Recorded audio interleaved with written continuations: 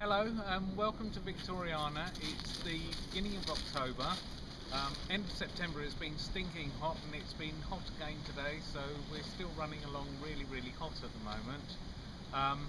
But obviously the weather is going to change, and I think when it changes it's going to go from stinking hot to freezing cold overnight. Today we're actually in our woodland area, which is somewhere we haven't been before with you guys. This is actually where we get our bluebell seed from. We're lucky enough to have quite a big area of woodland, which is ancient coppice woodland, and come the spring it'll be full of beautiful bluebells, and that's where we get our seed from. But one exciting thing that's happened and has been planned for quite some time now is we've got a new guy in who is going to manage the woodland and make use of it, and is currently working on someone's arbour. That's all these bits and pieces behind us. Obviously we're going to have wood for firewood as well, and he's got a great plan to make charcoal as well, so look out for all sorts of bits and pieces from Victoriana in the way of woodland craft. So hurdles for your garden, right through to if you want a huge great arbour created, get onto the website, fill in the contact form, and also hopefully one day we'll be doing charcoal, which will be quite exciting. From our point of view, the most important thing is this wood will be keeping us warm next year.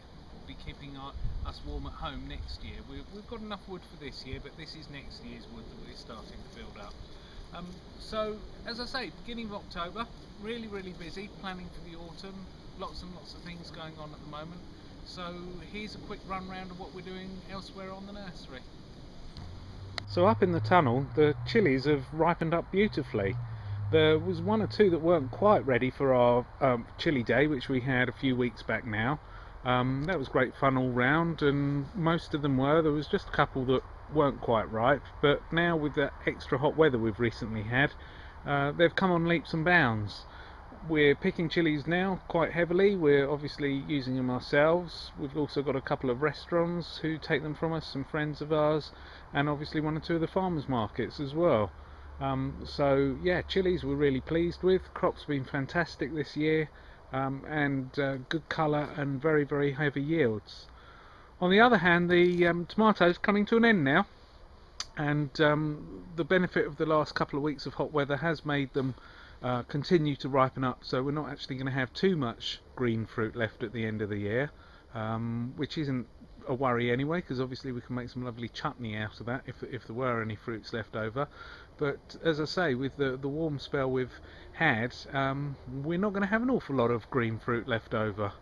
The other things that are doing very well are the loofahs. I've actually picked the first one today, which is ready for stripping down. We're going to take the seed out of them obviously, and then going to make them either into loofahs for the bath for ourselves, or I think Molly, Millie and Grandad are quite keen to make some slippers out of them this year, which would be quite fun.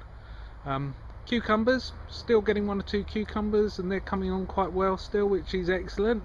Best year we've had for cucumbers this year, I think. So all in all, very pleased with what's gone on in the tunnel. Very pleased to see what things are looking like now. Up here in the bee area, the bee man's not quite so happy. The recent warm spell has actually started to wake the bees back up a bit more than the bee man would like. So he is trying to get them to go to bed, but they are trying to keep awake and wake up. The bee mix itself is still looking very pretty, that surrounds the hive, and obviously still providing plenty of pollen for the bees, as is the Jerusalem artichoke flowers. They seem to be flowering quite late this year, and obviously the bees are enjoying that as well. Out here on the vegetable garden, we're still harvesting plenty of things. Artichokes for one, obviously celery, and one or two of the brassicas are coming on now. Parsnips, we haven't had a frost yet, so hopefully they'll flavour up when we do get a frost. But we've got some big gaps now. Obviously it's that time of year. Brian's clearing the areas down, ready for digging over and manuring, etc. over the winter months.